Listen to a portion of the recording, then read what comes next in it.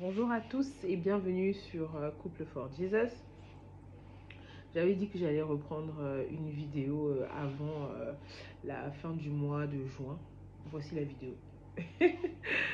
Ok, de manière un peu plus sérieuse, je me permets de venir faire cette vidéo parce qu'aujourd'hui on est intervenu sur un talk show à l'église sur le choix de son conjoint. Est-ce que c'est basé sur critères ou par amour? C'était un échange qui était très intéressant et un échange qui n'a fait que me confirmer la soif euh, des jeunes disciples de Christ sur comment on en arrive au mariage, qu'est-ce que le mariage, qu'est-ce que j'accepte, qu'est-ce que je n'accepte pas. Et je pense qu'au fil des vidéos, on aura l'occasion d'aller vers la réponse vers ces questions-là. Mais j'aimerais déjà faire un résumé sur ce qui a été dit aujourd'hui à l'église.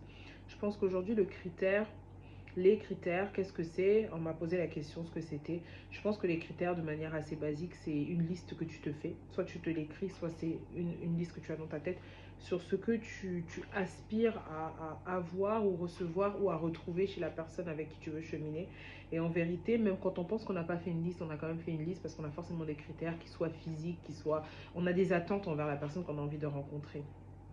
Aujourd'hui, je pense que on en est venu à la conclusion qu'aujourd'hui, le critère est important avant d'arriver à la phase de fiançailles parce que c'est ce qui permet d'écrémer, si tu vois un entonnoir, de te permettre quand même de te dire, bon, j'enlève ce qui est sûr que je ne pourrais même pas me retrouver dans une potentielle projection de vie avec cette personne. Mais je pense qu'en vérité, les critères qu'il ne faut pas négliger, la première, c'est que la Bible nous demande de prendre un partenaire qui a la même foi que nous, qui a la même religion que nous, donc c'est-à-dire de prendre quelqu'un qui est chrétien. On ne te demande pas d'évaluer son niveau de spiritualité, mais il connaît Christ et il a choisi, il a décidé que Christ est son maître et sauveur et Seigneur. C'est déjà ça. C'est une personne avec qui vous savez que vous êtes déjà aligné sur ce point-là. Ensuite, je pense que en termes de critères, moi je pense qu'il faut que la personne puisse te séduire, hein, que ce soit quelque chose qui est quelque chose de physique. On ne se met pas avec quelqu'un qui ne nous plaît pas physiquement. On ne prie pas pour qu'une personne nous plaise physiquement. Si le physique n'y est pas, c'est très difficile d'aller au-delà du physique, mais cela n'empêche pas que tu puisses rencontrer quelqu'un et d'être attiré par quelque chose qui est bien au-delà du physique, bien que son physique ne rentre pas forcément dans tes critères.